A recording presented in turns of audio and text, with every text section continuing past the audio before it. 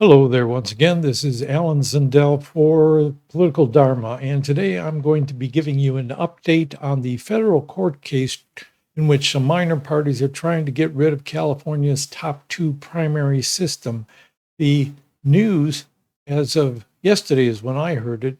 Late on Friday, the district court under Judge Maxine M. Chesney decided to cancel this coming Friday's hearing on the case because there were motions to dismiss and a motion opposing that dismissal. And she said that she read them over and was going to delay the case so she could consider these and eventually make a decision about whether the case would be dismissed or not.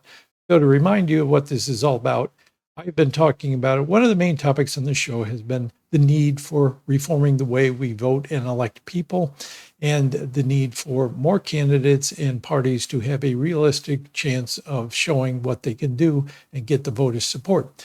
One of the main reforms being promoted nowadays is the so-called open primary, in which all the candidates from all the parties and all the independents, they're all running together in one big primary, and all the voters, no matter if you're registered in a party or not, all the voters get to vote. You get one vote each, and then the candidates, the two candidates who got the highest number of votes are the only two who appear on the general election ballot. And the complaint of the several minor parties, Peace and Freedom Party, Green Party of California, Libertarian Party, American Solidarity Party, and a number of voters, is that this tramples on their First Amendment and 14th Amendment constitutional rights for no good reason.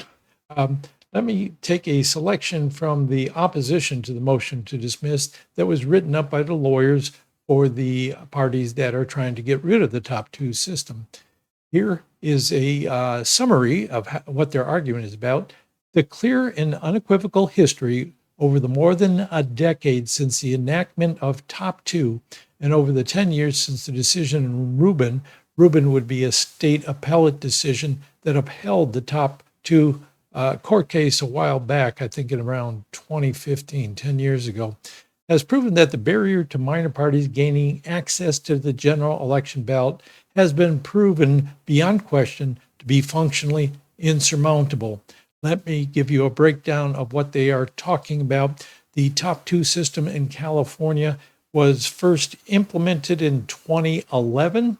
And when the earlier state case was decided, there was not a lot of experience yet with whether or not minor parties and independent candidates would have a hard time getting on the general election ballot or not.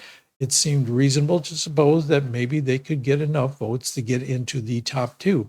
So now that we've had more years of experience with this, over a decade of experience, they are saying that it's never happened so far. As long as there is a Democratic and a Republican candidate, at least one each in the open primary, a minor party candidate has not appeared on the general election ballot.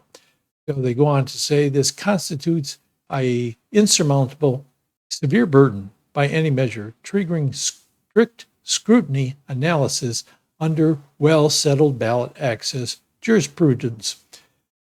The strict scrutiny is a standard for judicial review about constitutional claims. If the court finds that a law has violated somebody's constitutional rights, then they have to give a higher level of scrutiny to the state's reasons for passing that law. So in this case, the claim is that parties and candidates who are not those of the major parties would be denied their right to associate and get on the general election ballot. They do not have a reasonable chance of doing that. And on the other hand, voters' rights to cast votes for the candidates and parties that they prefer is also unduly burdened by this, because they got very limited choices, and those minor parties are not going to be able to get their candidates on the ballot.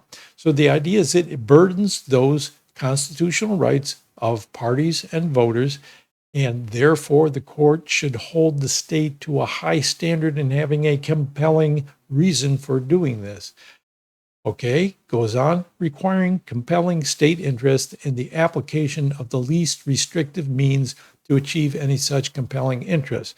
So they argue in their brief that the state has some expressed interest in this law, but they are not compelling enough to overcome the restrictions on constitutional rights, and that if they did have a compelling reason, they should use the least restrictive means possible to achieve their interests. So they are essentially saying that our constitutional rights are violated here, and there's no good reason for the state to do that. Summarizing in the next paragraph, there certainly are no compelling, important, or even rational, legitimate state interests in limiting the general election ballot to two candidates, especially in light of the indisputably demonstrated discriminatory impact this has had on minor parties, their candidates, and supporting voters.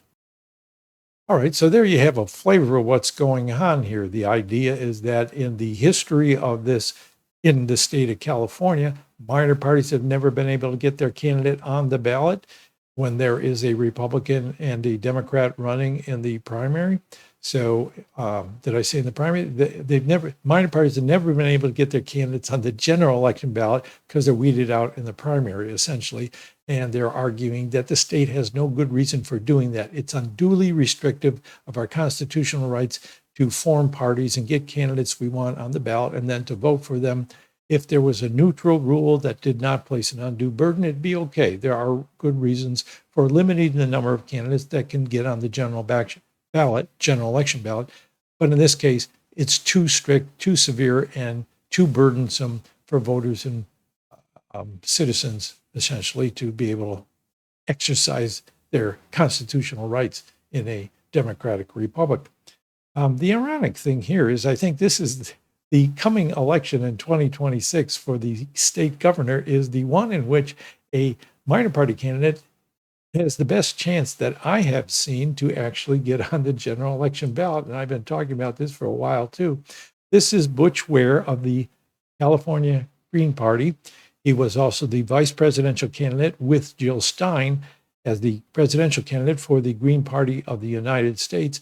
Mr. Ware, or Professor Ware, I should say, he is a professor in one of the California universities, I think up in Berkeley area. He is running for governor, and he has been what they call a reasonably diligent candidate. He's out there campaigning, he's appearing on podcasts, he's raising money, he's going to events and soliciting support. So if he cannot get on the general election ballot, that would validate these claims. But if he can, that would invalidate the lawsuit's claims. Fortunately or unfortunately, depending on how you look at it, this thing has to be decided before that November election, I think, next year. So the case has been delayed. I am disappointed because I won't be able to tell you what the judge decides in the case. We'll be watching for what the judge decides about dismissing the case or not. And if she does decide to dismiss it, that would also be very unfortunate because this is an idea that's gained a lot of popularity. And the main reason is they want independent voters to be able to select candidates to get on the general election ballot, which can be done in other ways that are less restrictive to minor parties. All right, so that is my update on this particular topic. Thanks for looking in, and we will continue to watch it as time goes on. See you later. Comment below, like if you like, and subscribe if you want to keep up with these broadcasts. All right, thanks. Bye.